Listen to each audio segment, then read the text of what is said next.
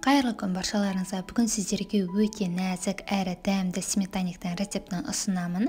Жасалу жолы өте қарапайым, міндетті түрде жасап дайындап көріңіздер. Ең алдымен қамырын дайындап аламыз, ол үшін біз ұнды ситодан өткізіп алайық. Үстіне разрыхлитель және де шекер салып, осы құрғақ ингредиенттерді жақсылап араластырып аламыз. Сары майды жұқа етіп турап алып, ұнымызға саламыз және де қолымызбен крошка жасаймыз.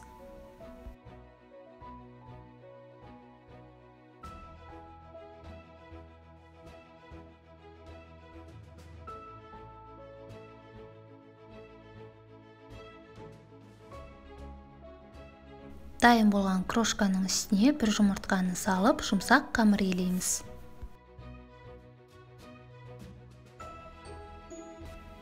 Дайын болған қамырды жарты сағатқа холодильникке қойып қоямыз. Сол аралықта начинкамызды дайындап аламыз. Ол үшін 20% қаймақ, шекер және де жұмыртқаны венчиктің немесе вилканың көмегімен араластырып аламыз. Миксер қолданып қажет емес, бар болғаны 20-30 секунд қана ақырын араластыру қажет. Дайын болған начинканы бір шетке қоя тұрамыз. Холодильниктегі қамырымызды алып, диаметрі 22 сантиметрлік формаға. Қамыр өте жұмсақ болғандықтан қолмен оңай жайылады. Пирогымыздың шетін, яғни бортиге шығару үшін ең алдымен пирогты дәл ортасынан қолымызбен басып шығамыз. Сол кезде қамырлар шетке қарай ығысады, яғни шет жақта қамыр көп бола бастайды. Сол қамырларды ақырындап жоғарыға қарай көтергенде осылай бортикке дайын болады. Жасап көрсеңіздер оп-оңай, ешқандай да қиындығы жоқ. Стаканның немесе қолымыздың көмегімен пирогымызды осылай тегістеп шықсақ та болады.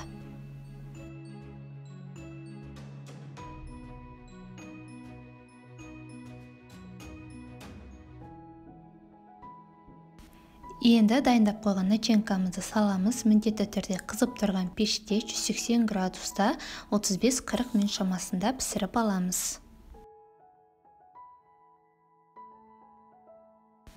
Міне біздің осылай пирогымыз дайын болды. Міндетті түрде толықтай суытамыз. Толықтай суығаннан кейін ғана кольцодан шешіп, ыдысымызға қойып, пирогымызды кесеміз. Егер де жылы күйінде кессеңіздер, ішіндегі начинка ағып кетуі мүмкін. Дәл осы рецептпен жасап көріңіздер. Сіздермен болған Ұлжанат Абайқызы.